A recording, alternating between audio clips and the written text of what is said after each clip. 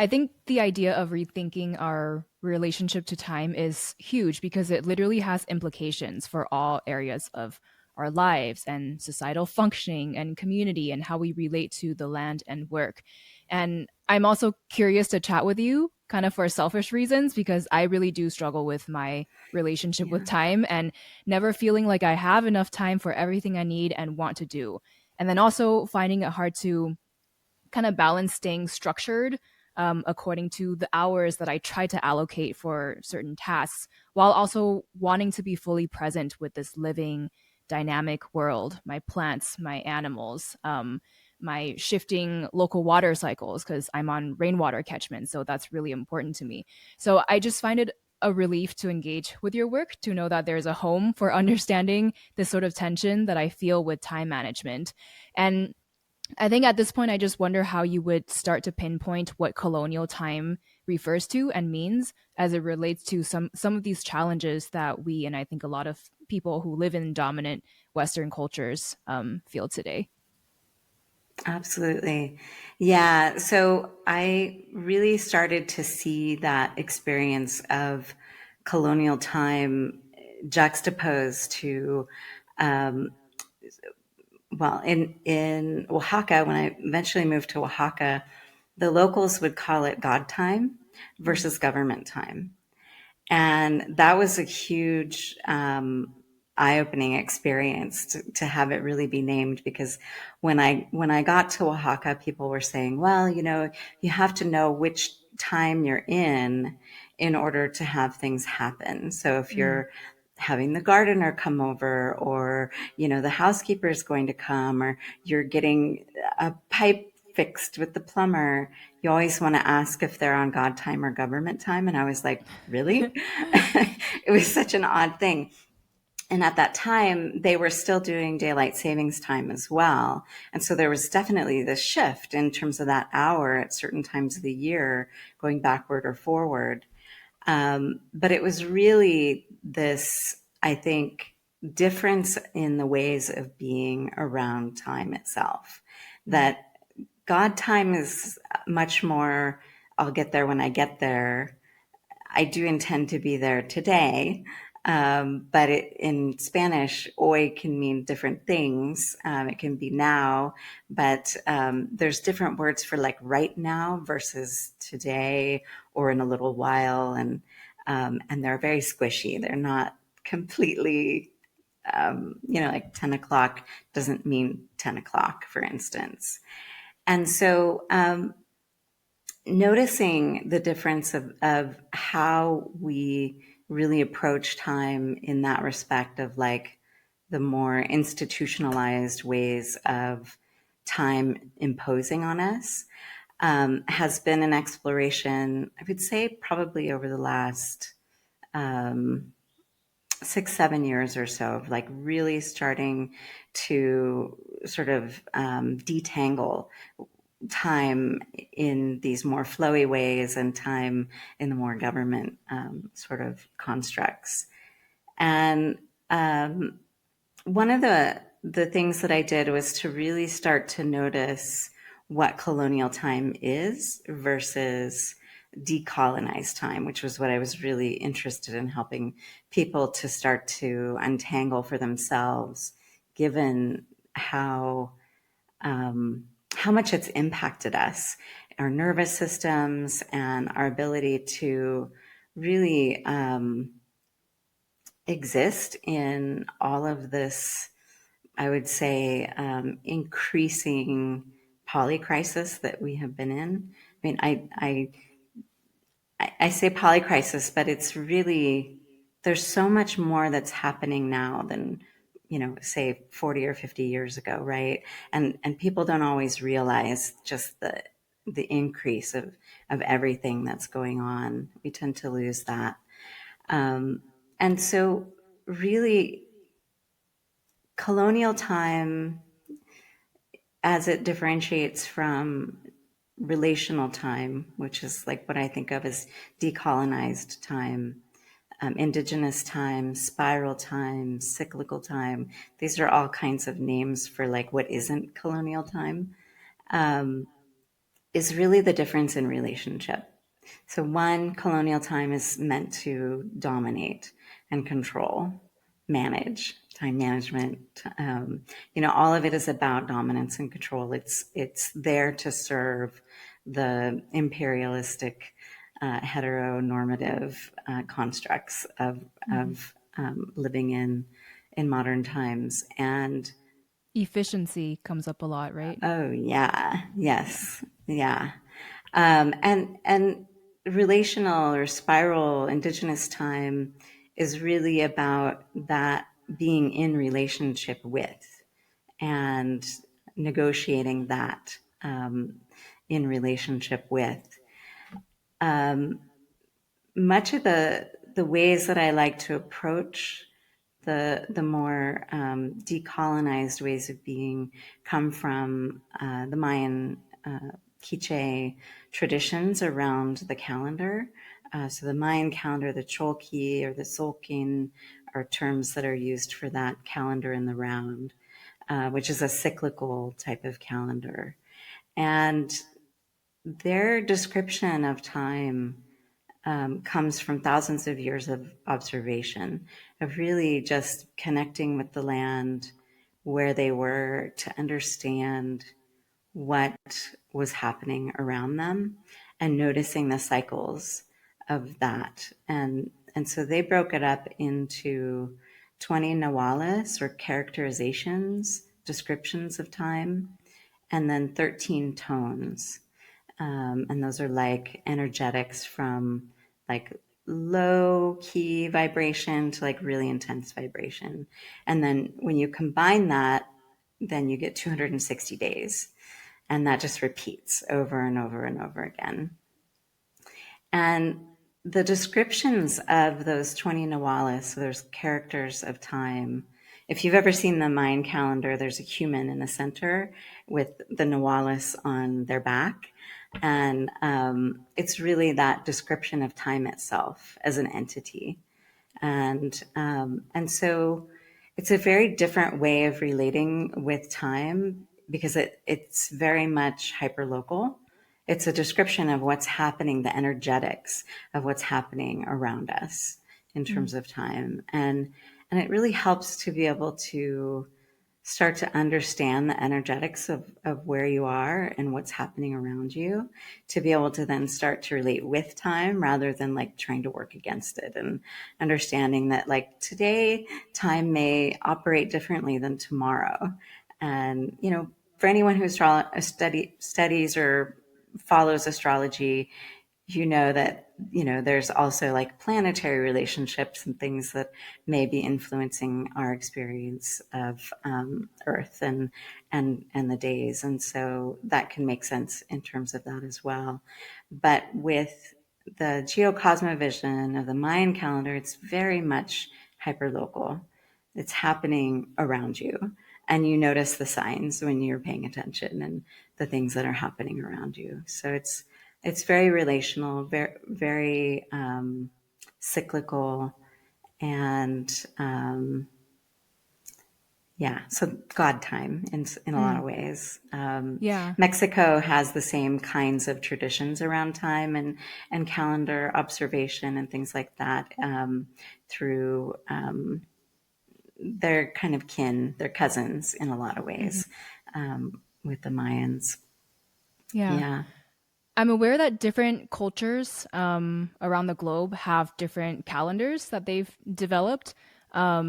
And so maybe that's also a reflection of how time is place based, and not necessarily this thing that can be universalized. And we'll, of course, go more into the implications of the structured colonial time becoming so dominant. Um, but yeah, I think on the one hand, people might say, like, oh, this became universalized because this is like the most scientific, or like um, whatever. So, how would you address a question like that? Yeah, it's and I really refer to time as hyperlocal in the sense that in the other indigenous traditions that I've looked at as well, they also will describe time in a very land-based and or sky-based way, in terms of where they are located on the planet. And it's Mm-hmm. very much, there's no separation really of those things. And um, so when I work with people as well, it's like really wanting them to be able to connect with the land around them as a way to start to notice and observe what's happening. Permaculture is the same kind of way, that zone zero of like spending a year watching the land in order to really get a sense of what's happening with the land. So then you work with the land to be able to grow things and whatnot. I think it borrows a lot from indigenous, traditional ecological knowledge and indigenous wisdom. So I think there's really something to that in terms of being able to understand and start to suss out time. And it's unfortunate that, you know, many of those traditions and calendars have been lost or put away or forgotten and not tended. And hopefully, you know, as we are in this project of decolonizing and, you know, the poly crisis and the things that are coming, maybe those ways of knowing can come back and support people where they're living. Yeah, I think maybe an important reminder is that the earth is constantly shifting and is dynamic. So that would be a big problem when the intention is to try to control and universalize. I forget what the exact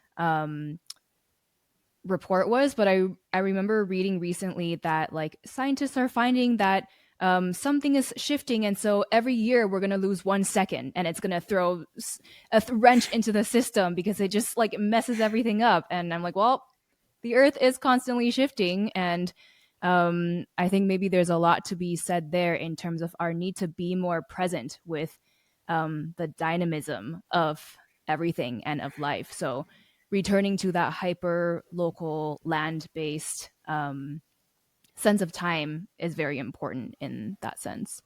Yeah, one of the types of colonial time that I talk about is divided and perfected time. So it's that 24/7 clock time and that 365-day plus leap year calendar of the Gregorian calendar. And how, you know, even atomic time is like everyone is trying to scientifically find that perfect amount of time. And the earth is like, nope, we are dynamically in, you know, we're in this orbit with this crazy magnetic force going around the sun, which is going around, you know, the galaxy. We're not in a perfect universe. We're in a dynamic universe. And so to be able to like really nail down what time is from a scientific lens, I think it's an ever moving target in Yeah. terms of that. I think it's hysterical. I've heard it's going to slow up or slow down and speed up so many times since Mm. I've read the newspapers. Like, you know, just it's ironic. It's really funny the Yeah. way that they're just trying to get it exactly perfect, which is of Mm. course white supremacy culture. So Yeah. When you yeah. were saying earlier that in different places, 10 o'clock doesn't necessarily mean 10 o'clock, depending on like the ways that people are relating to time, it makes me wonder about the respectability around being on time. Because I think in the dominant culture, it's like, okay, we scheduled a call at 10 and the person is 15 minutes late. And if that's the case, then you're disrespecting my time. So it makes me wonder about, I think the answer is yes, but whether respectability is also something that is culturally and subjectively shaped in a sense. And then also what respect would mean in places where there is a looser and more relational way of looking at time. Yeah, I mean, definitely going back to my days in Nicaragua and the jungle, and seeing, you know, mostly white folks get really frustrated and vocal about that respectability of time that, like, they Mm-hmm. said 10 o'clock and, you know, it's 11:30. Mhm. And you're just showing up, and we had this date and time set, and or today didn't work and they didn't come at all, and so it's interesting to sort of juxtapose that with what I'm really exploring these days is the concept of progress and acceleration of time. Like, we all feel that acceleration of time, and it seems to be very much connected to progress, that there's certain things that need to be done each day and every day in order to maintain progress but achieve progress. And these things are very much tied to money as well. So time and money are kind of go interchangeably. Time equals money in a lot of cases, in the colonial time construct. And so there's that real connection between my time is money, and so respecting my time is very important to my wallet, right? Like, if you disrespect my time, then I'm somehow losing money. So there's a bit of a scarcity thing that's involved in that as well that I find interesting. But yeah, the whole colonial project is really very deeply tied to progress. And it's there's several ways that I've sort of outlined time in the colonial sense. Stolen, which is a beautiful sort of framework that comes from Dr. Brittany Cooper. And she has a TED Talk called the Politics of Time. I think it's what it's called.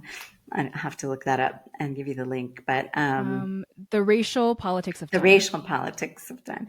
Yeah. So it's really about how time has been stolen from Black and Brown people, that Black and Brown people are not within the histories of things, and that their lives are still constructed in ways that time is taken from them.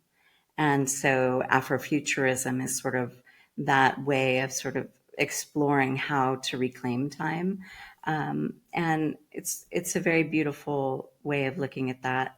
Divided and perfected, commodified. So really, that's where we saw that separation of people from the land.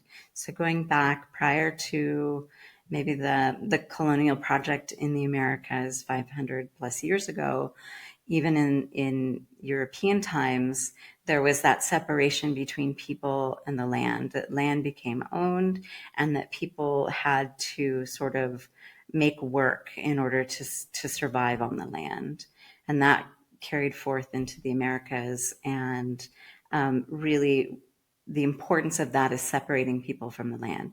If you have land, if you're connected with the land, you're gathering and harvesting, growing food, and have access to food, you don't need to wage work. You don't need to sell your time in order to subside, to have subsistence. And so there's a real deep need to keep people separated from the land, which is why decolonial work of any kind really at its root is about the land back movement, about reconnecting people to the land, and not putting ownership on the land as a way to help people to be able to exist and not have to wage work and that sort of thing. Some of the other things are gender extracted time, which is it's the way that women and marginalized genders have different requirements of their time compared to men, and generally white men is what we're talking about in a lot of the cases as well. Caring for children and the elderly, emotional labor, all of those kinds of labors that are very gender extracted. And then there's something that I love that comes from one of your guests, Tyson Yunkaporta, where he talks about outsourced time. And that's really about the way that we have been extracting from the planet, creating greater entropy. So we're burning time, basically, which is literally reducing the amount of time that the planet has to exist. Because when we change matter from one to another, and we're burning that time that the planet has, we're reducing the life of the planet itself. Estelle Ellison talks about foreclosed or fascist foreclosed time, which is really about I think gets to a lot of the experience that we have these days around time scarcity, that we are really feeling that acceleration. And there are so many limitations that have been put on our lives that are taking time from us in so many different ways, whether it's the time you stand in the DMV line to just, being jailed for being homeless, right? These are all the different kinds of ways that fascism is stealing our time. Mm. And then a more recent one that I have been playing with comes from, let me see if I can remember the name. It's Byung-Chul Han, who is a German philosopher born in South Korea, who he's written about time in a lot of different ways, but he talks about the desynchronization of time and about time as scent and lingering. And so this sort of doom scrolling and all of the different ways that we're sort of dissociated from time and from our own surroundings through our devices and through all the requirements of work and things like that has really it's disconnected us from the rhythms and the cycles of life. And I think that's a really important one in terms of having it really connect to that time scarcity that we're feeling, and how his suggestion is that if we start to do things with duration, we give them our presence and we linger in those moments. That's where we can start to really reconnect with time. And I've read a lot of books on time, and he's the only author that I have read that really starts to get at the crux of that relationship with time. And so I'm very curious about his work. And yeah. Yeah. It also reminds me of Johann Hari's Stolen Focus. So it's a little bit different because it's focused on the attention economy and focus, but it is very much related. Yeah, in terms of how our attention is being stolen and all these distractions that are constantly fighting for our attention and therefore time as well. And I'm also thinking about the unequal exchange, which is just that like somebody in a so called developing country might have to work like 30 days to earn enough money to be able to take the same vacation or buy the iPhone as somebody in a so-called developed country where because of the currency difference and the exchange rate, somebody might work like 2 days or a week and be able to do the same thing. So that is like a continual extractive process, which is why I also kind of critique companies that will say like we are supporting regenerative farming in India because we work with this farm that is doing everything regeneratively. But I'm like, socially speaking, you are still taking advantage of this unequal exchange that is monodirectional. And therefore, there is still sort of a extractive dynamic there, even though you are paying like living wages and all that stuff. So that's a whole nother conversation, and there's a lot more there. But maybe something that is more relatable for a lot of us is this idea of flow or being in a state of flow, because I think most people have to some degree experienced some activity in which they find themselves in that flow state. And I love when you powerfully say that flow is a birthright. And you talk about how the dominant culture has stolen flow. So can you elaborate on what flow really refers to and how it relates to colonial time and productivity? Yeah. Yeah. I first heard of flow in grad school in the early 90s. A book came out by Mihai Csikszentmihalyi called Flow. And it was describing all of the experiences that I had growing up. Like my dad was into extreme sports, and we did ballooning, for instance. And so we would either chase his balloon or get to go up in the balloon and have that experience.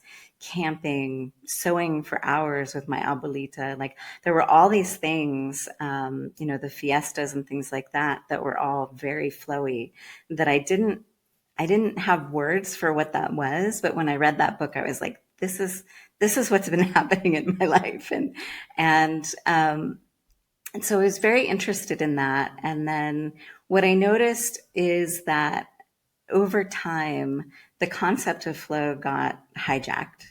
It got hijacked by corporations, basically, as a way to sort of dial up productivity.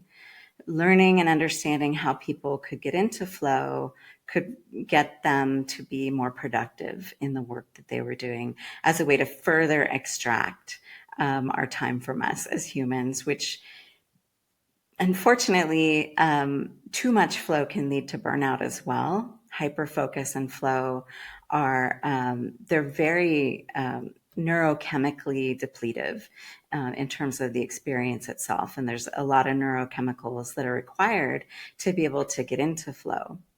And so when I started to really study flow and to understand the neurochemistry and the neuroscience behind it, what I noticed was a lot of these sort of more extractive frameworks around what flow is, how to get into it, how to maintain it, and how to recover from it.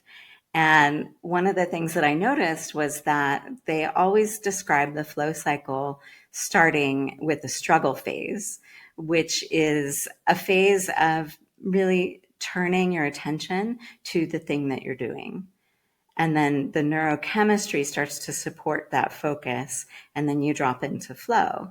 And there's a relaxation point that occurs in between those two phases. And then you flow for however many minutes. I always say 90 minutes to 2 hours max to really support yourself. And then you go into this recovery phase.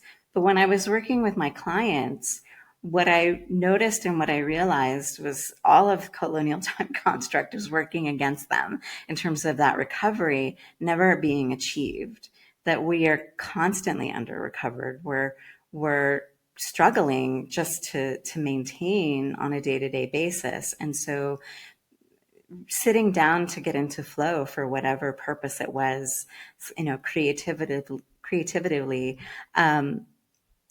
the folks were never really restored or rested. And so I always like to sort of move back that we can't really do flow unless we are rested. And rest is also very, I would say, in this imperialistic structure, rest is a very individual thing. But what I have noticed and what I've learned about the neurochemistry is that the best kind of rest that we have is relational rest. And so I always encourage folks, if you want to get into flow, really start to address your relationships. So those can be plants, pets, place, and people. And so doing activities that are related to relational activities with other beings is how we are regenerating ourselves. It's not like go and take a nap or go scroll on your phone. Those are not like really the best kinds of rest in terms of relational recovery. And then once you start doing that, then you're able to be more neurochemically available for flow to sort of come to you. And flow, I also really tend to think of as like more of a relationship with our surroundings and our environment than like this sort of neuroscience-y thing that you can do if you do XYZ, check off the boxes. Mm. So, So is there a difference between the flow in the way that you talk about and this idea of mindfulness and just being present in this particular moment? So how would you sort of distinguish that? yeah, so mindfulness is definitely, I would say, a precursor to flow. So mindfulness, gratitude, and movement are three pieces of those precursors that I think are like everyone needs to do those three things. You can do lots of other things, but if you do those three things, then flow will arrive. We can't ever really force flow. It either arrives or it doesn't. And Mm. so, I like to treat it as a relationship. And mindfulness is just a way of starting to become present with the moments that are passing, right?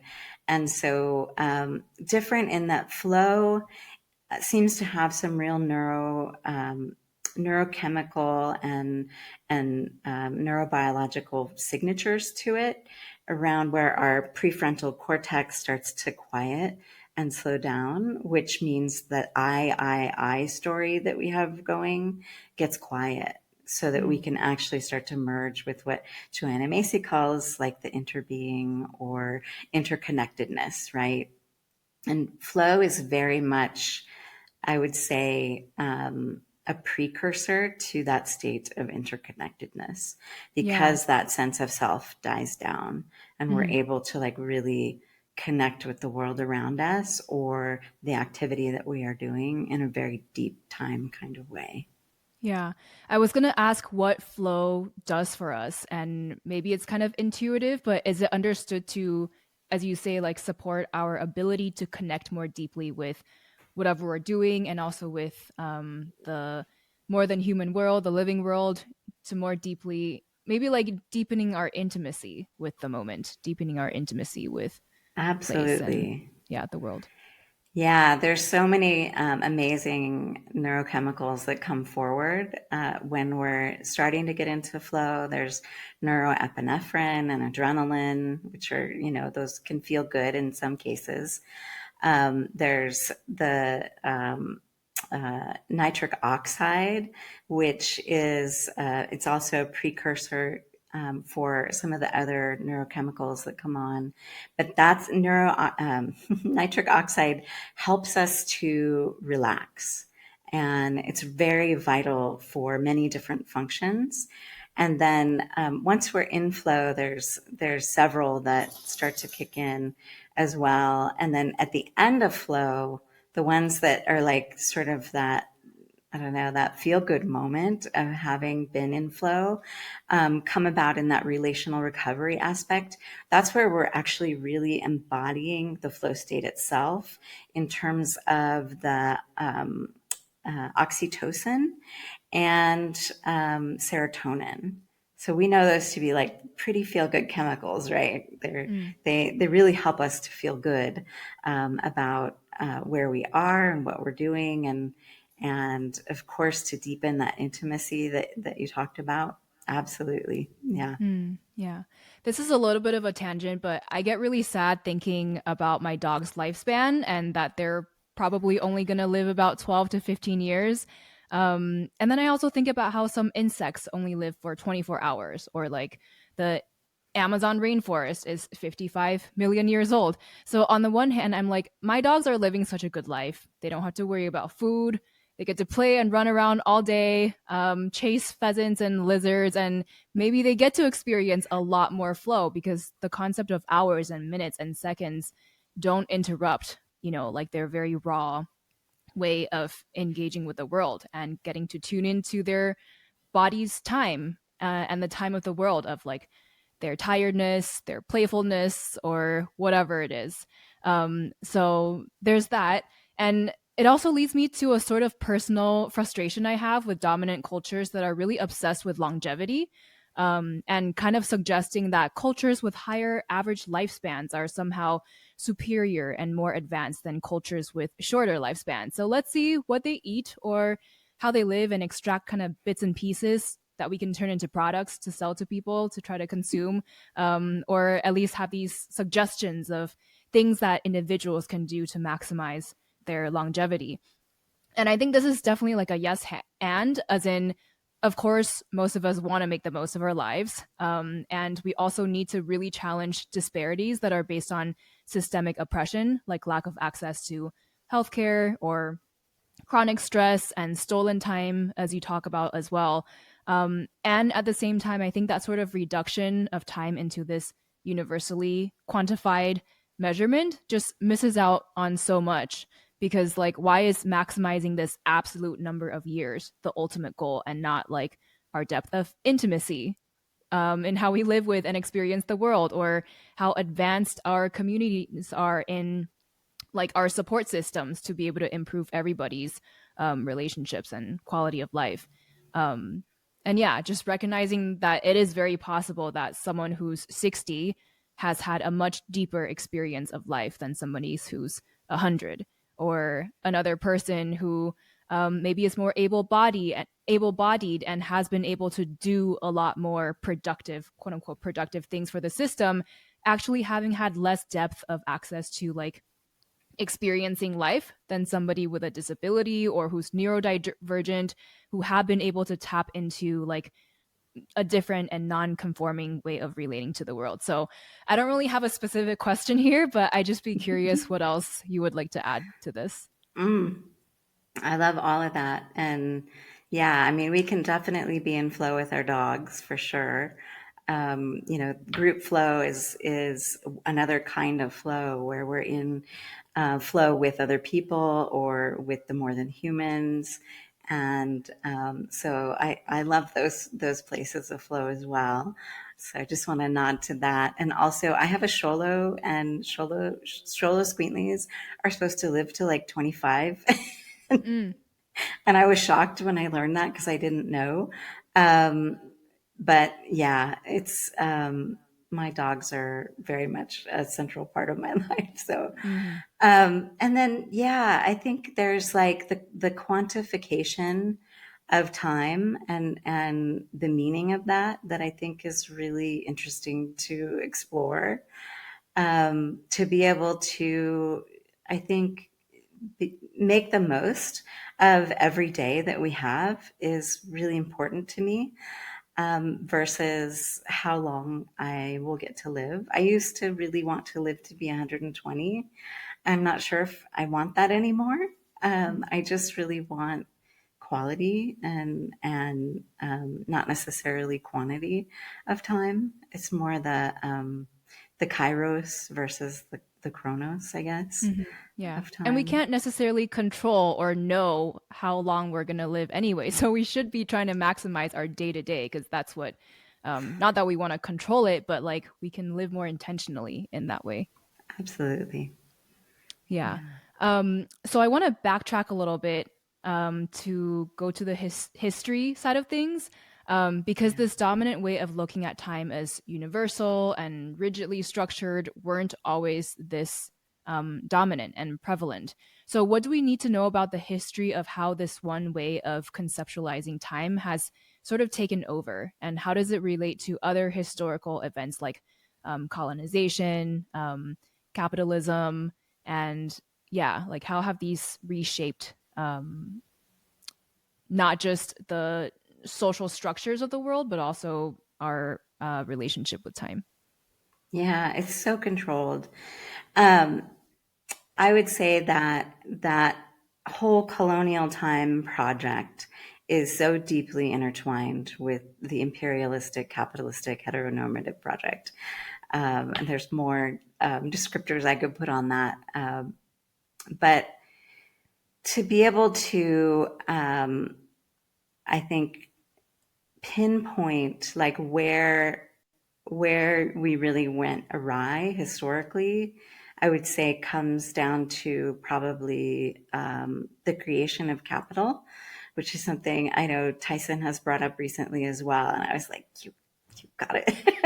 um, it's because time is so deeply entwined with money and it's so ingrained in us, to think of those two things as inseparable. There's a disentangling that has to happen in order to really be able to start to have a more relational experience with time. Because so much of the way that life is maintained and created has to do with the work week, right? It has to do with production, the means of production, as a way to create more capital and you know we see this with the way that the policies are shifting in the United States with billionaires in control. People who have so much access to money that we can't even imagine how much money it is, that's been extracted from humans and from the planet, right? And they have those colonial time constructs down to a science, and the whole system is designed and predicated on that. And so to really be able to start to separate that, even from our own creative means, as a way to start to deconstruct that connection between time and money, I think is really a valuable way to resist colonial time. Because when we can be creative just for the endeavor of it and not for the monetization of it, we can really get into those flow states that are so enlivening and meaningful. And so I would say, I would just put that out to your listeners as a challenge, to really be able to play with their creativity in whatever ways that means for them, as a way to sort of disengage from the colonial time project. Yeah. I think there's also something to be explored slash said about how um, a lot of people, when we start out doing something for the pure enjoyment of it, so maybe it's painting or whatever, and then we start being like, maybe I can sell this painting and make it like a side hustle, and then we start doing it as a side hustle and trying to think about how we can capitalize off of this. It then starts to take a lot of the actual enjoyment out of that thing, because then it starts to feel like a chore and this thing that is tied to um, something bigger than my simple enjoyment of it. So I don't know what else you might have thought through on that front, but I think it's hard in this world where people do have to often make money in order to pay the bills, and people want to try to connect that with things that they're already passionate about, that they enjoy doing as much as possible. So we do more of those things and then think about how we can make money off of those things, and then it kind of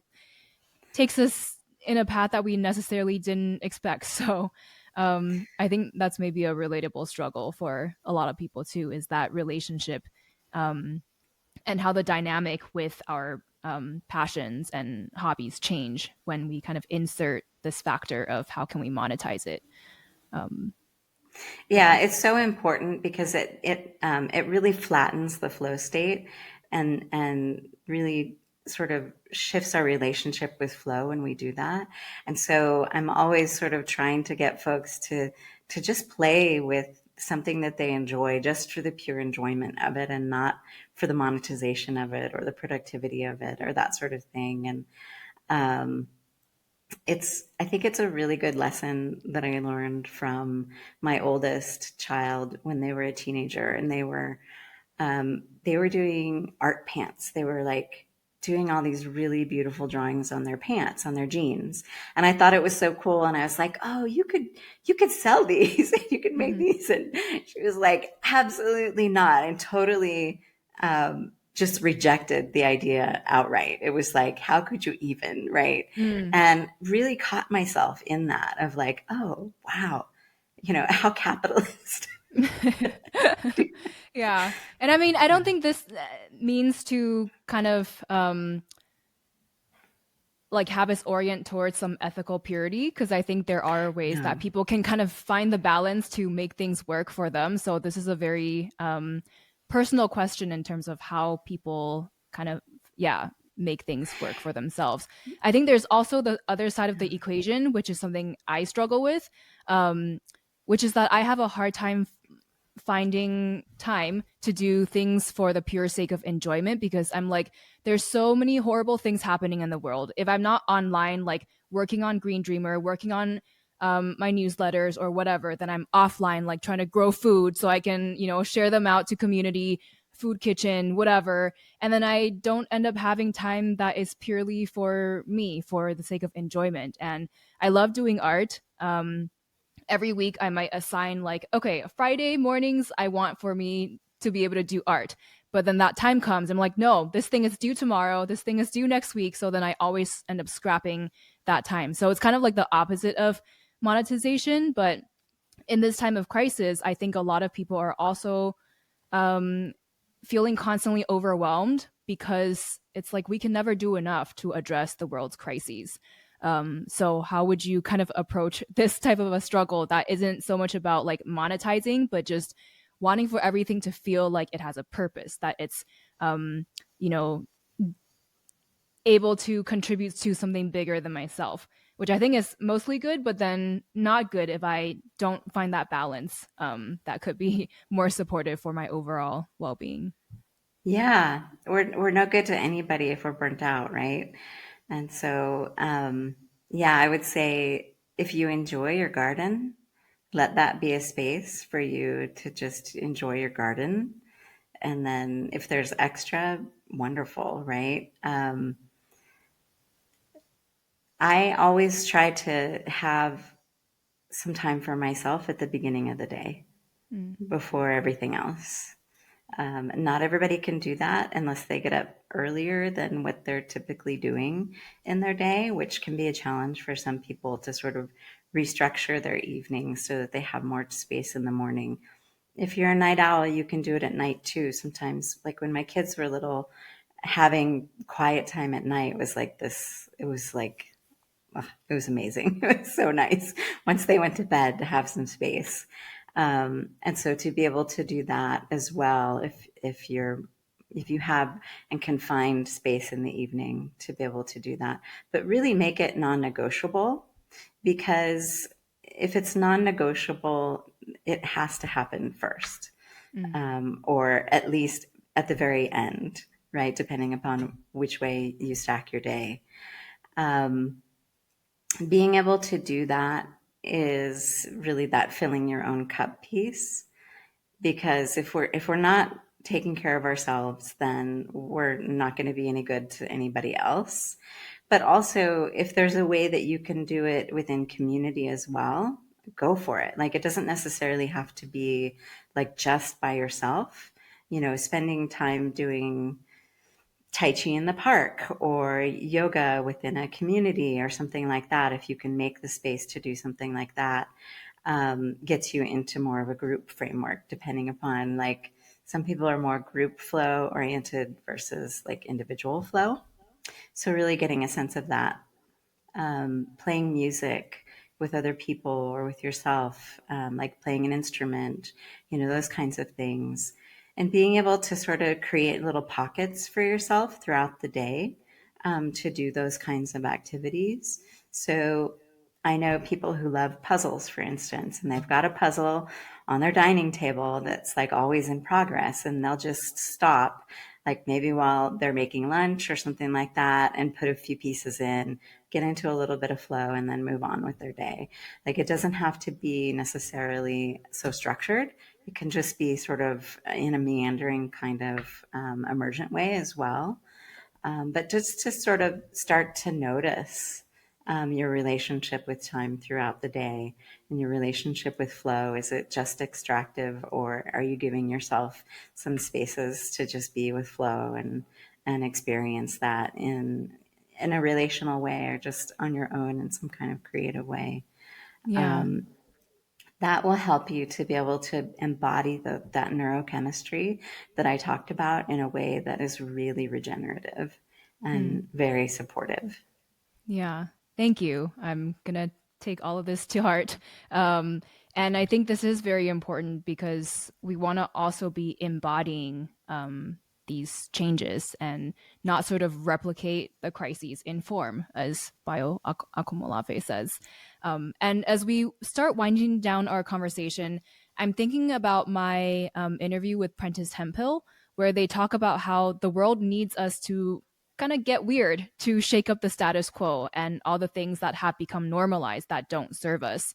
And diversity in all forms tend to get suppressed when there's this one dominant thing that is being universalized, including colonial time. So I'm curious what you'd like to expand on, um, in terms of how colonial time has been weaponized against neurodivergence and different multicultural practices and ways of living. And then also how, in this time of a big need for reclamation, that all of these things can be tapped into as sources of power. Yeah.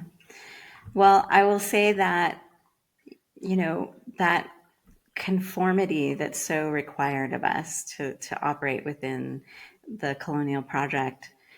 And when you're neurodivergent or neurodiverse or neuroemergent, as I like to call it, there's a real bumping up against that, and also that, like, yeah, we are weird in a lot of ways, and in order to really be able to be more in your weirdness, there's a requirement of like really dealing with um, the I would say, how do I put it, the your regulation or dysregulation compared to the rest of the world. Um, it takes a feeling of safety, I think, to be able to be authentic, to be in your weirdness. Mhm. And when everything is constantly dysregulating oneself, then it's very difficult to feel safe to be who you are. And so, one of the things that I noticed was being in this state of like hypervigilance and conformity when I was younger, and dealing with CPTSD and all of those things. And when I was able to start dealing with that dysregulation was when I could really step into who I was in a deeper way. Um, the flip side of that is that when we do these things, the adrenaline that's been supporting immunosuppressions and keeping us, able to survive through all of these crises, it it lowers, and when it lowers, that's when we get sick. Mm. And so when I started doing that, that's when I started getting sicker. I have a lot of conditions. Pentad super syndrome. It's like a bunch of different things. Ehlers-Danlos, many, many things. MACAs, too many acronyms to describe, but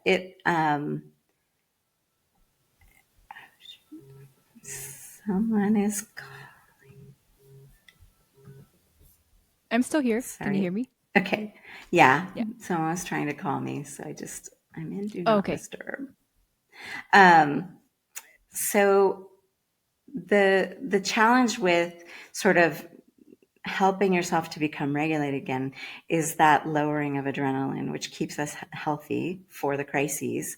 And then when we lose that adrenaline and we start to see these illnesses come forward, that's where the challenge is. And so just to be like really cautious about this work of sort of de-adrenalizing the body can sort of bring up all these things that have been sort of suppressed and withheld within our bodies in the past. And so to really be tender and caring for yourself as you are going through this work of decolonizing, I think is the most empathetic and humane thing that we can do for ourselves and our bodies. Thank you so much. We're now moving into our final three lightning round closing questions. So, just the first thing that comes to mind for you. What has been one of the most impactful books you've read lately, or publications you follow?